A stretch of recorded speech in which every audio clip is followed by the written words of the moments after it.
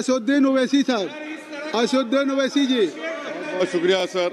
ارے میں آپ کے ذریعے سے سنسدی حکومت کاریہ سے اس بات منتری کا جی نے کہا مطالبہ بہت کرتا گمبھیرتا سے ہوں اچھا وشے اٹھایا، اس کہ کو رسپانس قومی کیا انہوں نے. عربی ایسا نہیں اور کوئی اردو اس میں کی پالیٹکس. جامعہ آپ نے ملک بھی کے ٹھیک کہا، انہوں مختلف نے بھی ٹھیک ریاستوں میں قائم نہیں، کیا بالکل جائے. ٹھیک کہا. محترم چیئرمین صاحب، عربی اور اردو محض ایک زبان نہیں ہے، بلکہ یہ ہماری اس ملک ایک عظیم تہذیبی ورثہ بھی ہے. اور اقوام متحدہ کے 6 آفیشیل لینگویجز میں عربی کو مانا گیا، اور یہ ہمارے ایک سافٹ پاور کے لیے، ہماری ایک تہذیبی ڈپلومیسی میں ایک بہت بڑا رول ادا کرتا ہے عرب دنیا سے تعلقات کو فروغ دینے کے لیے. دوسری طرف چیئرمین صاحب، اردو ہمارے آج شیڈول میں 22 آفیشیل لینگویجز میں اس کو جگہ دی گئی ہے. یہ زبان اس ملک میں پیدا ہوئی ہے. اس زبان نے انگریزوں کی آزادی کے خلاف انقلاب زندہ باد کا نعرہ دیا، بلکہ پریم چند کی کتاب سوز وطن کو انگریزوں نے اس پر پابندی لگائی تھی، محض اس لیے کہ اس میں ملک کی حب الوطنی کا ذکر کیا گیا. سر، آپ جانتے ہیں کہ اس ملک میں اردو بولنے والوں کی تعداد کم ہو رہی ہے.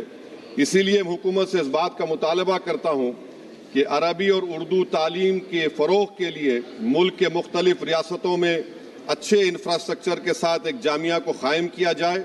اور حکومت کو یہ سمجھنا چاہیے، جاننا بھی چاہیے کہ میرے شہر حیدرآباد میں 1918 میں دائرۃ المعارف نے عربی کو، بھگوت گیتا کو سنسکرت میں عربی میں ترجمہ کیا تھا، اور البرونی نے 11ویں صدی میں اس وقت چند حصے مہابھارت کے عربی میں ترجمہ کیے تھے.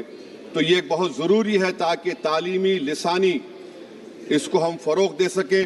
اور سر، میں اپنی بات کو ختم کرتا ہوں. آپ اردو شاعری کو جانتے ہیں کہ جوش نے اردو کے بارے میں شعر کہا تھا کہ ندی کا موڑ، چشم شیری کا زیر و بم، چادر شب نجوم کی، شبنم کا رخت نم، موتی کی آب گل کی مہک، موتی کی آب گل کی مہک، ماہ نو کا خم، ان سب کے امتزاج سے پیدا ہوئی ہے تو، اور کتنے حسین افق سے ہویدا ہوئی ہے تو. لمحہ ملا ہے کہ نمک خوار ہوں تیرا، لمحہ ملا ہے، لہجہ ملا ہے کہ نمک خوار ہوں تیرا، اور صحبت زبان میں ہے کہ بیمار ہوں تیرا. میں امید کرتا ہوں کہ حکومت اس بات پر غور کرے گی، اور حیدرآباد میں جو مولانا آزاد اردو یونیورسٹی ہے اس کو بھی ترقی کرے گی، اس کا موثر کرے گی. بہت شکریہ.